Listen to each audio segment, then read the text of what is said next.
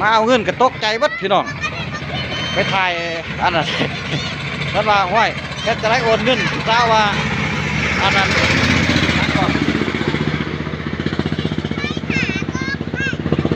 มาเอาสลิปส่งไปบริษัทโอ้ยตกใจว่าจะสลิปไปยังเจ้าโอ้ยทีมงานเท่านี่คือได้บอกกันเว้ยตกใจว่านี่ทีมงานเท่านี่โอ้ยทางที่ว่าเว้ยว่าส่งสลิปไปวะยงเต้นเอาสิละพี่น้องทีมงานเพิ่นกำลังบริการให้เขาเดียว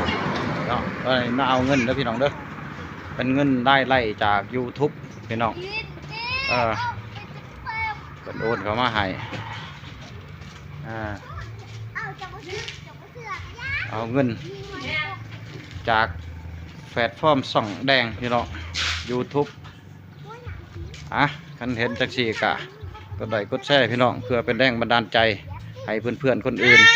อยากเฮ็ดอยากทำหรือผู้ที่บ่ทันเฮ็ดก็อยากเฮ็ดผู้ที่เฮ็ดแล้วก็อยากสืบต่อไปพี่น้องคันเห็นแล้วก็กดไลค์กดแชร์พี่น้องทั้งคลิปทั้งส่องนะพี่น้องเลยวิธีชาวสวนปักส่องเมืองหนาวชุดไทยทำอยู่วันน้ำตาลหอยกองพี่น้อง